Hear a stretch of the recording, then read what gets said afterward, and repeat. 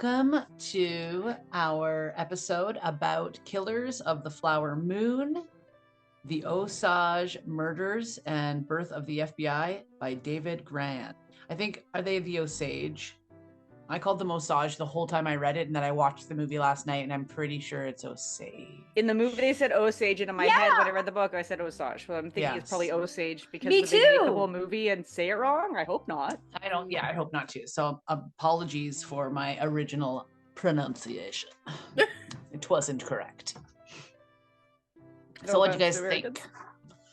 What a book. What a movie. So who read the actual book and who read audiobook? I was actual. I started with the audio because I couldn't get the actual.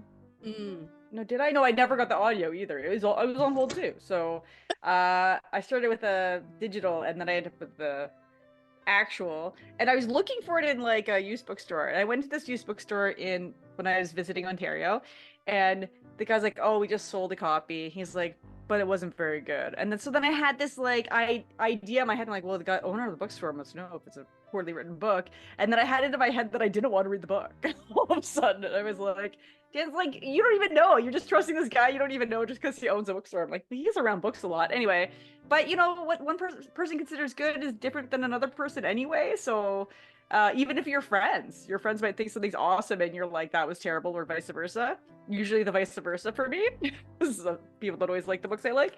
But women who run with the wolves, me and Kara are like, amazing, and you guys are like, oh, right, not so much. So I went in with a bit of a bias, being like, this was written poorly, but like then I got it, so I had very low expectations going in, but I thought it was fine. Like on that note, like how did you like the way it was written? Because I found like the way that it was written for me, I was like, I didn't have a problem with it, but it was like very factual, like it was like a report rather than a story. Yeah. It felt like it was a reporter telling a story, like which I liked because I think that's what it is, right? Yeah. Like I didn't know what it was going to be, but it gave a reporter vibe to it for sure. I don't read true crime ever, like never. It's not a genre I ever read, because I feel like it's so horrible. I don't want to read something that really happened. But so I don't know how normal true crime books are written. I have no idea. But I liked how it was written, kind of just reporting, and the way he wrote it like reporting, because I feel like I would have been lost in all the details if he hadn't written it the way he wrote it, because I would have been like, who's that guy again? Because there's so many people in the book that he pieced together, but the way he did it, because it was very reporting each section, I didn't feel lost by the end when he was talking about different, I don't want to say characters, different actual people, because the way he set up the book was very factual and I don't know how to categorize each chapter. Yeah. So I didn't feel lost if I stopped reading the book and went back to it. It was way easier for me I just assumed all true crime is written in that way, but I guess not. But I thought it was easy for me to follow because of the way he wrote that. Yeah. I agree. I read the actual book. Yeah, so I read the audiobook, and I listened to a lot of true crime, and I felt like the way that the audiobook was, it made it easy to follow along, especially like I can get so lost listening to an audiobook with like names, dates, not like just so much information in one time. But no, this one I felt like was easy for me to follow along with. And I didn't hate the audiobook, and I feel like I'm an audiobook hater just of the voices, even though that's like almost how I solely read. So just with that, I thought it was the audiobook for me was easy to follow along. So I imagine reading the actual book would be just like that, if not easier. So but yeah, I read the book. Well, I didn't finish the book. Sorry, guys. I didn't. I read a lot of investigative journalism books, and I didn't like this one at all. I like this, like the story itself is important, but I didn't like the factual way. Like, I think investigative journalism needs some kind of storytelling with it. And I found it was just like fact after fact after person.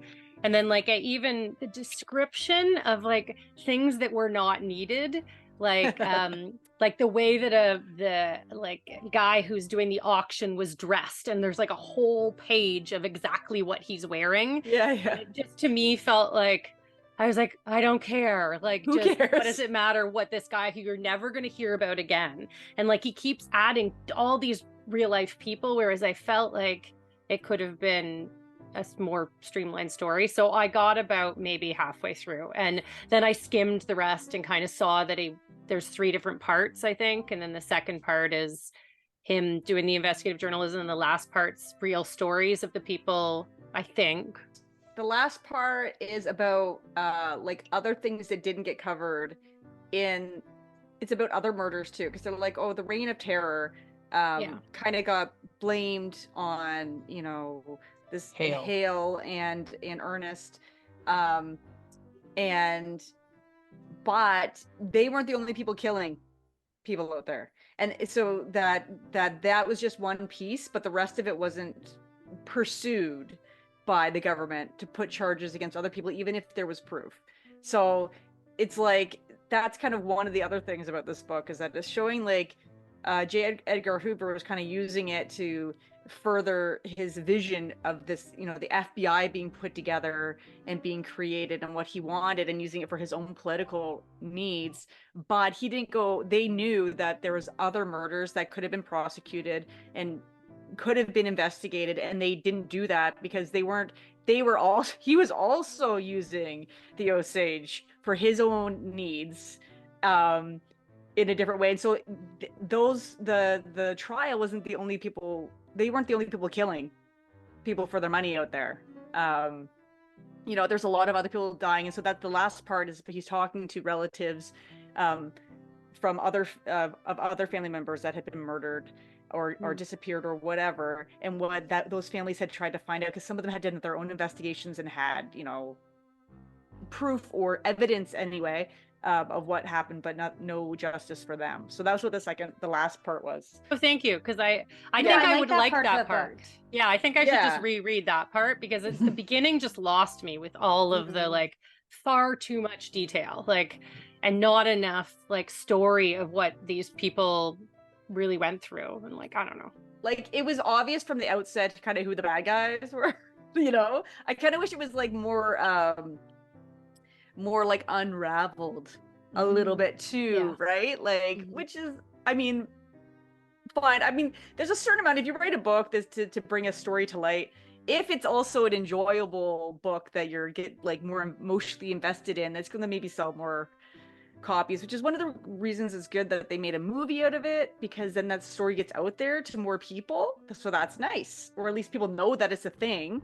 Or it did seem kind of like obvious where everything was going. I wish that it like unraveled more. Like I was also investigating it too, you know, like, and I'm trying to piece it together. Like, do you feel like you wish it was more of a mystery? Yeah, a little bit. Like because it kept you it was a guessing mystery. versus... It kind of seemed like it was a mystery to Molly for a while. Like she, you know what I mean? Like there's, and maybe partially because she was being poisoned. Like, you know, it's hard to piece things together if you're being poisoned and stuff. Well, also hard to just believe that, like, or to believe that somebody could person with real, like, to see that they look at you as money rather than. I digress. Also, it's hard because like you get a sense that like Ernest loved her. So when he's home with his family, he's just home with his family, and then it's like he cut that off to be this horrible person with his uncle. That's why I felt so sad for her at the end when she just wouldn't believe that Ernest was involved. Like she's like, no, not him. I don't believe that. Like that's my lovely husband. Yeah. And then it was like, it was so awful. Like I just felt at least he testified. Like I felt like it gave him a little bit of a, like maybe he did love her and redemption. He just was.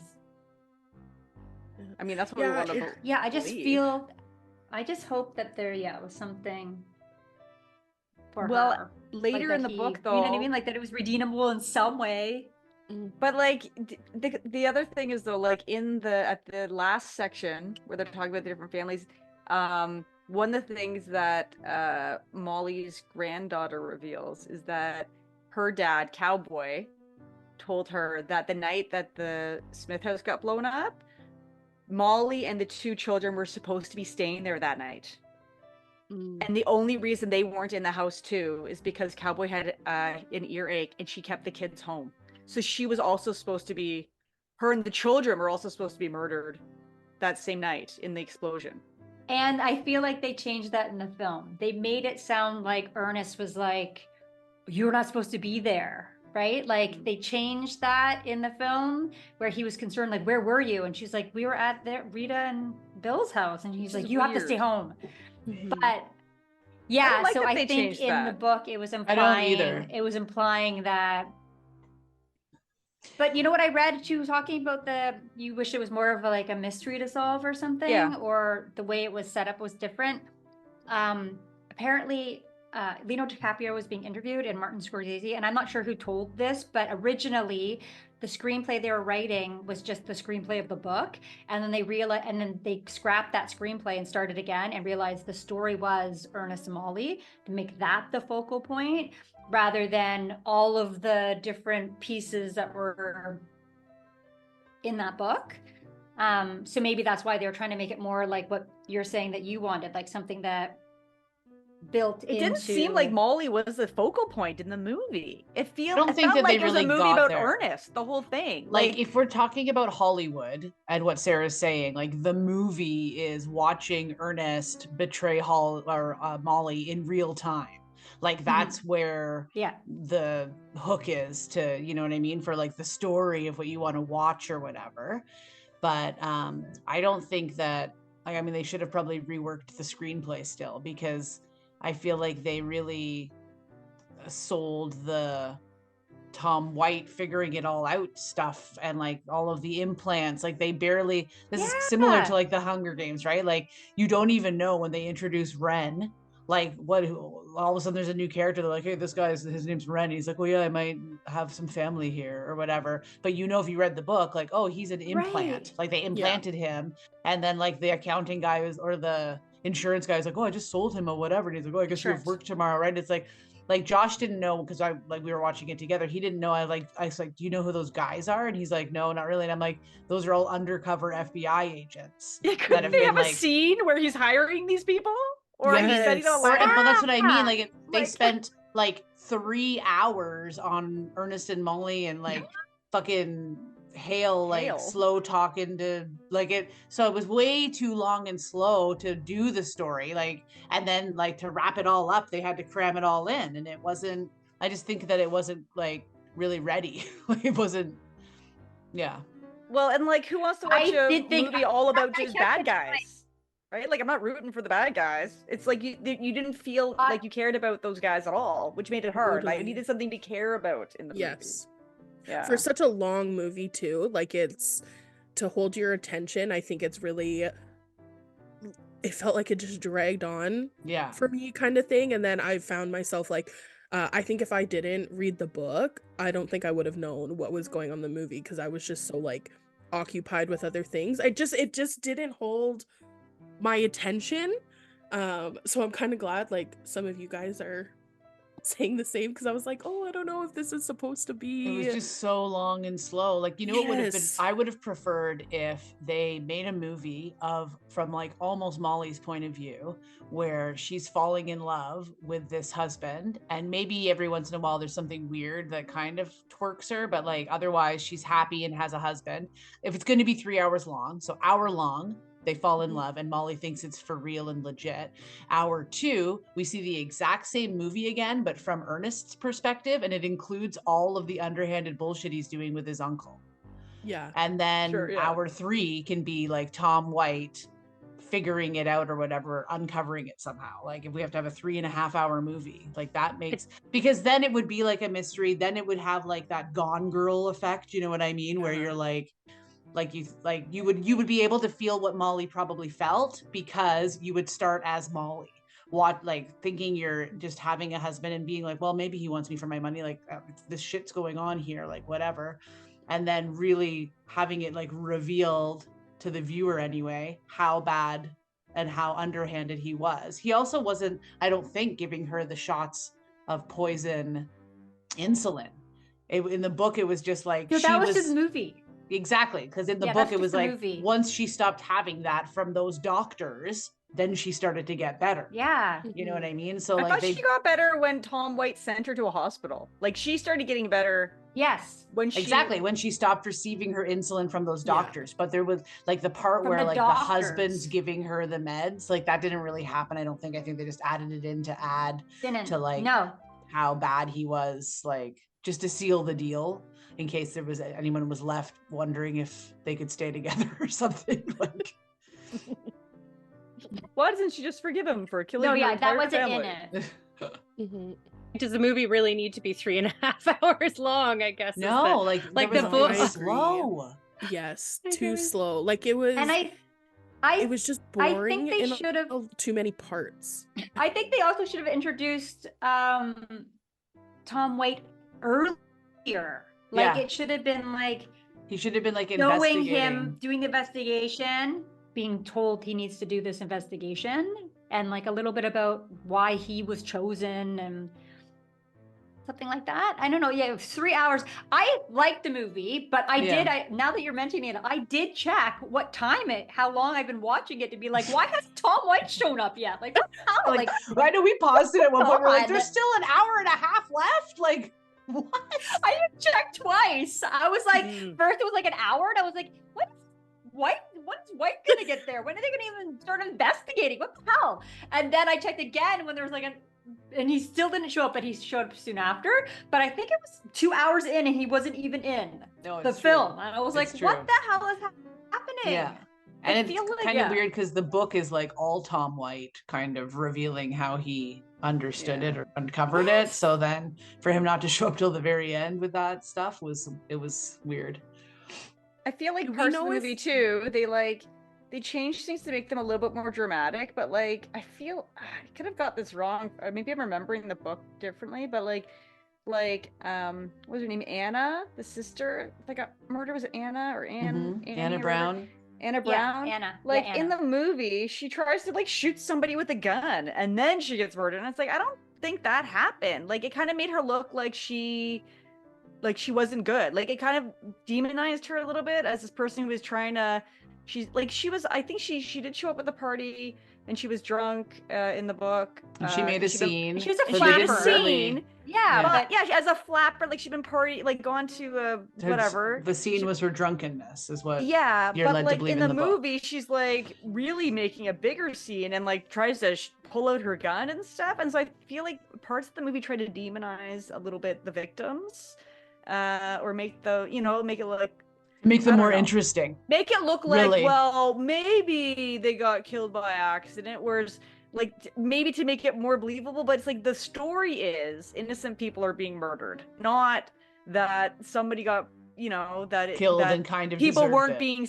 I think the idea is that, like, well, then maybe people weren't being suspicious because, Anna was bad news anyway, or people aren't suspicious because this guy has melancholy anyway, but that was not the story. People weren't suspicious because of racism.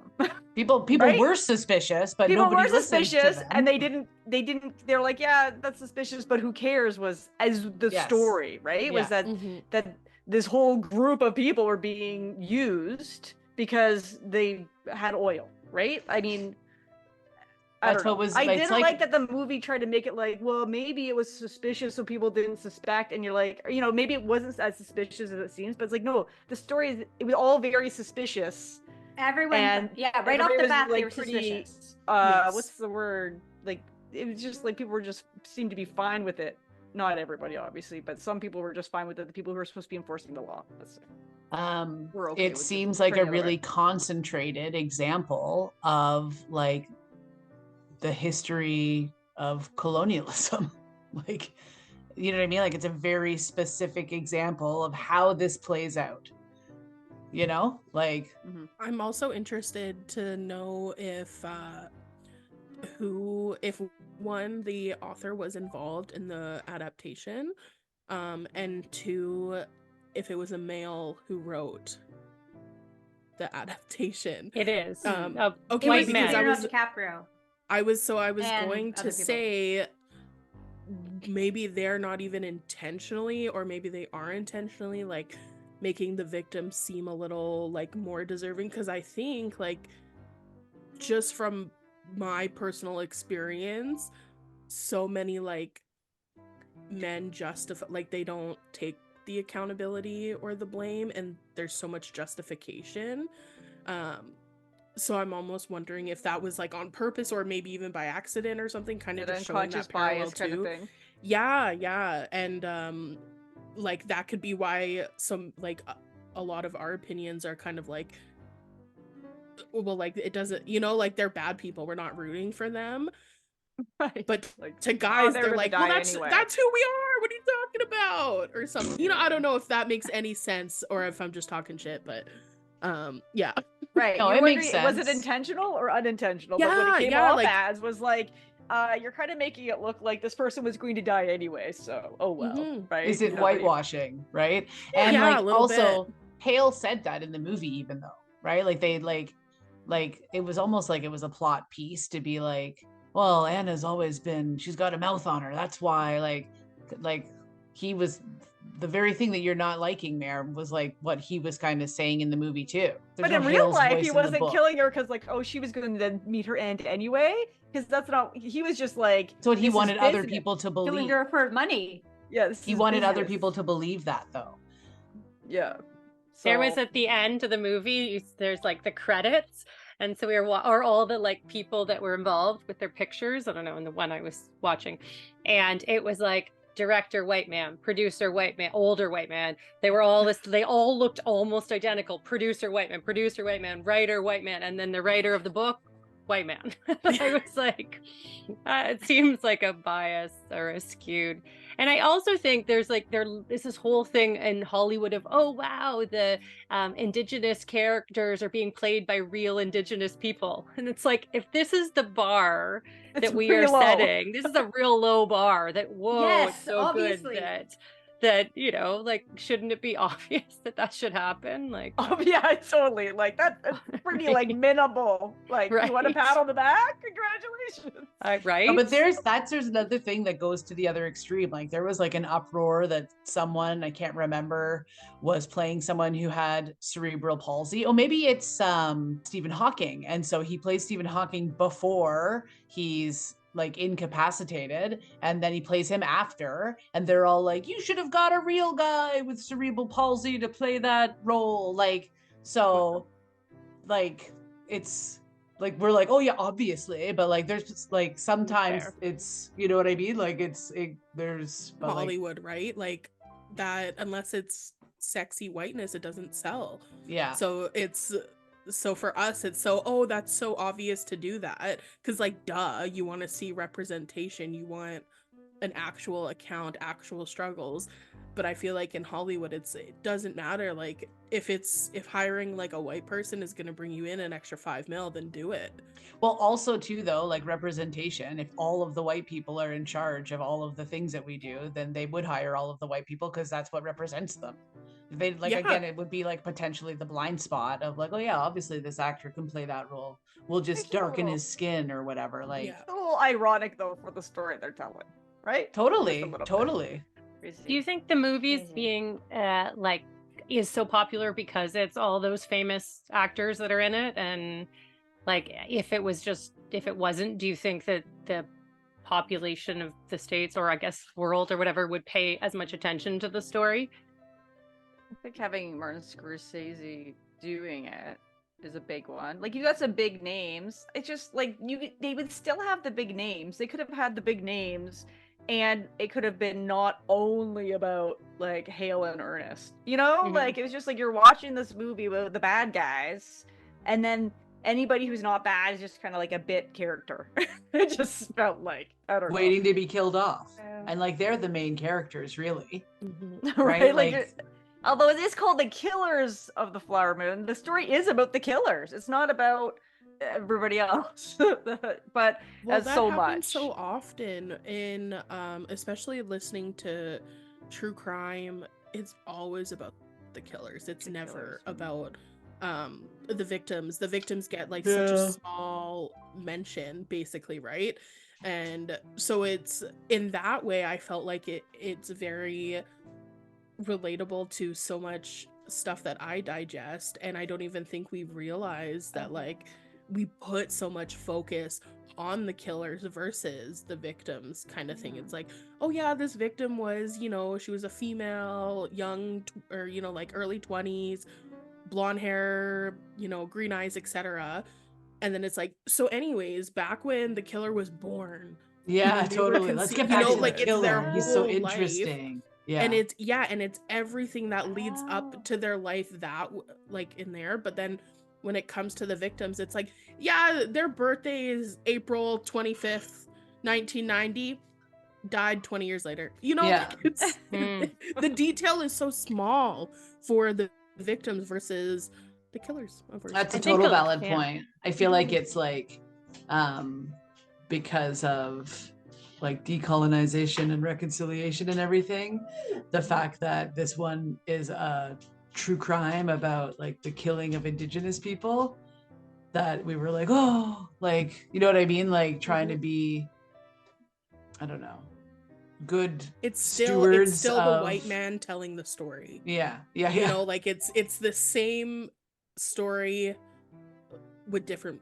characters, basically, that we've heard so many times. It's not the Indigenous people telling like their being, which is a faux pas, but like you make a really great point, because it's never like the victim telling the story, right? Like it never really is. But in this case, we were like, they should be the focus and whatever, like, because we've got raised awareness around decolonization and reconciliation, but on a grander scale, like that's never the case, right? It's the killers get sensationalized. I would have liked to see a story, but I don't read true crime, so I would have liked to see a story that was more focused, like a movie, more focused on Molly and her sisters, like their relationship, and because that's why it was so devastating. Like her whole family got taken out, all of her sisters. Like like it's devastating because like indiscriminately, like any Osage that, like, even the fact that half of them were declared incompetent, so white people had to be in charge of their money, and like there's a whole bunch of stuff in the story that is like way more important to be talking about or focusing on. It's killing the Indians in so many different ways, right? Exactly. It's complete control over someone. It's talking like slaves were, you know, became illegal after, I don't remember when, but people were still enslaved, you know, like whether or not it was legal or not, there was different ways to make people like it just kind got of more be your subtle, slave. more underground. Oh, totally, right? And it's like, no, we're doing this for them. They don't know what they're doing, so I'm gonna take it and do it for them, what I think is best. And it's like, how would your white ass know? You know what's best for someone who's not white? Book interrupted. I'm feeling very youthful today.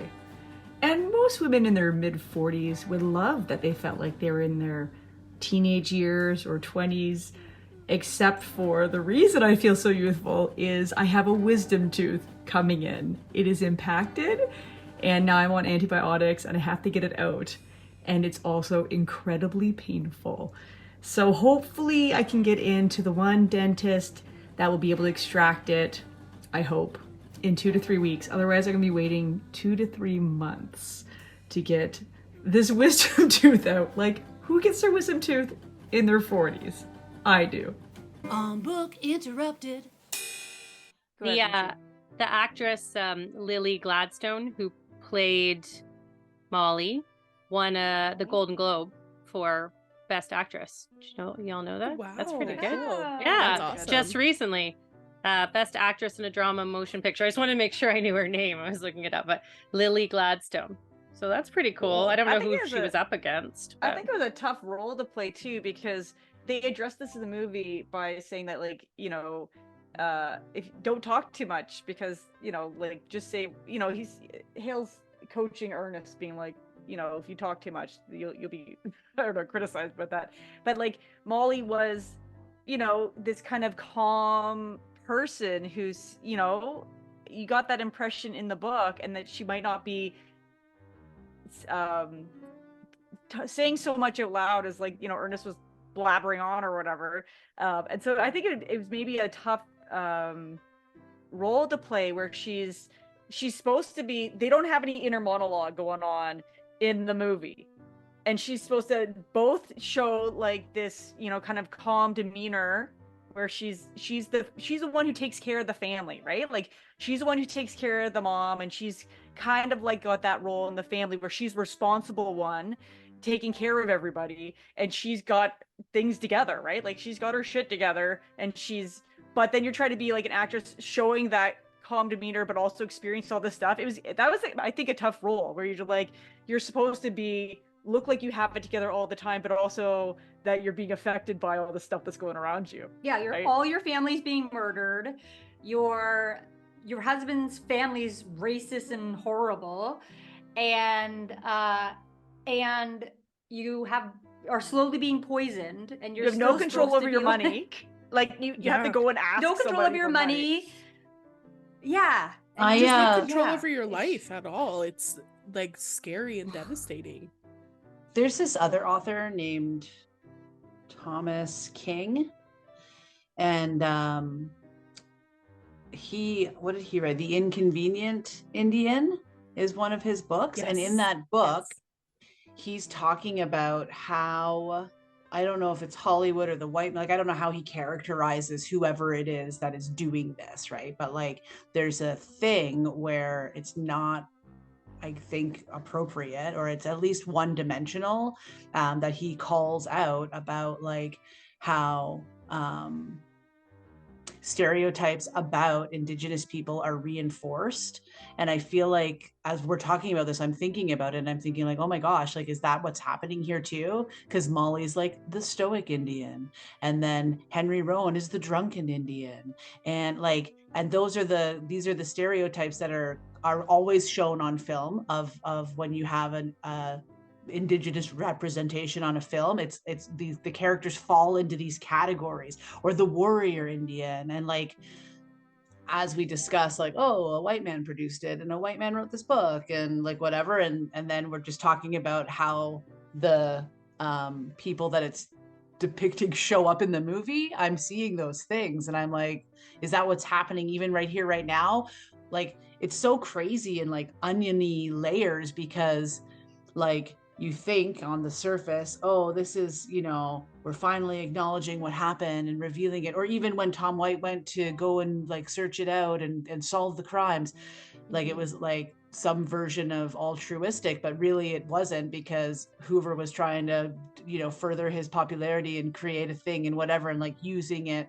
And even just right now, like, Hollywood's finally acknowledging Indigenous people, and she won the Golden Globe, and right. And so look at how good we're being, but there's still those shades of that stuff that Indigenous people are saying, like, this is not okay or whatever. And so it's so complicated. Like, it's just so insidious, and like, it's like the water or whatever, you know, that saying even that I can never get right. Yeah. Yes. People might not even realize that how they perpetuate. Yes, like, the film producers may have not even realized, or the person writing, the author, may not have realized that's how they're still falling into the categories. Yes, they're still filling in those stereotypes, and to them, they might be like, oh, look, like, I'm representing Indigenous people and their story. Yeah, and it's trying like, to. from a white man perspective. Yeah. And a very, like, you know, just very stereotypical Indigenous people.